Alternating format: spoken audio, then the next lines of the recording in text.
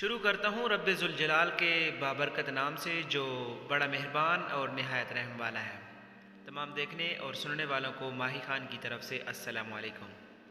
پیارے دوستو، گزشتہ دنوں گفتگو ہو رہی تھی کہ خاوند کو اپنے گھر میں کیسے زندگی گزارنی چاہیے۔ اس بارے میں 10 خطرناک غلطیوں کی نشاندہی کی گئی تھی جو عموماً شوہروں سے ہو جاتی ہیں اور ان کی وجہ سے گھر کی زندگی پر ناخوشگوار اثرات پڑتے ہیں۔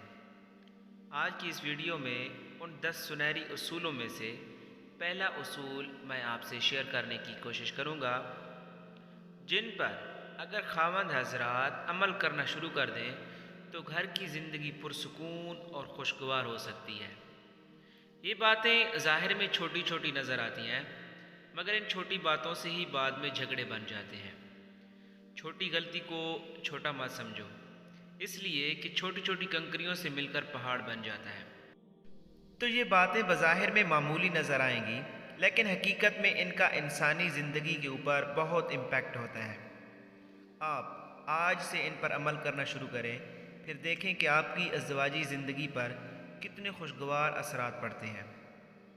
پہلا اصول، ہمیشہ مسکراتی ہوئے گھر میں آئیں۔ دوستو، اس کو اپنی زندگی کا اصول بنا لیں کہ جب بھی گھر میں داخل ہوں مسکراتے ہوئے چہرے کے ساتھ داخل ہوں۔ یہ نبی علیہ الصلاۃ والسلام کی مبارک سنت ہے۔ سیدہ عائشہ صدیقہ رضی اللہ تعالی عنہا فرمایا کرتی تھیں کہ نبی علیہ الصلاۃ والسلام جب بھی گھر میں داخل ہوتے مسکراتے چہرے کے ساتھ داخل ہوتے اور اہل خانہ کو سلام کرتے۔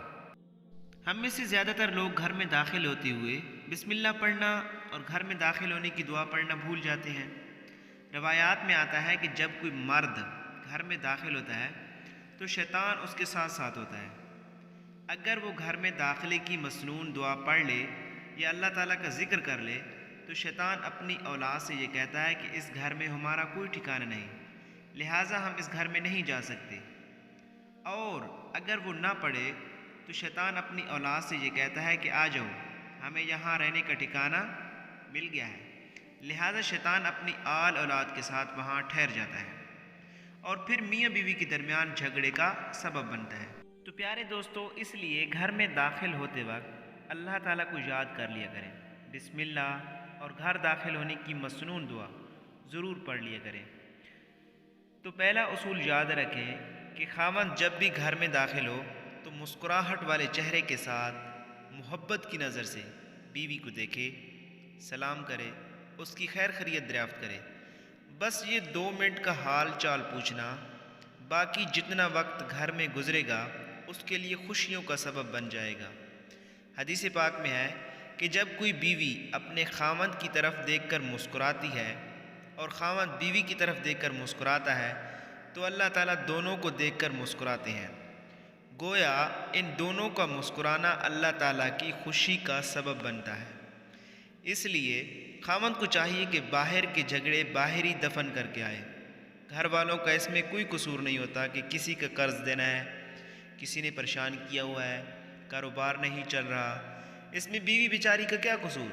لہٰذا ان جھگڑوں کو خاوند باہر دفن کر کے پھر گھر میں قدم رکھے، اور جب گھر میں قدم رکھے تو نبی علیہ الصلاۃ والسلام کی مبارک سنت کے مطابق چہرے پر خوشی ہو، مسکراہٹ ہو۔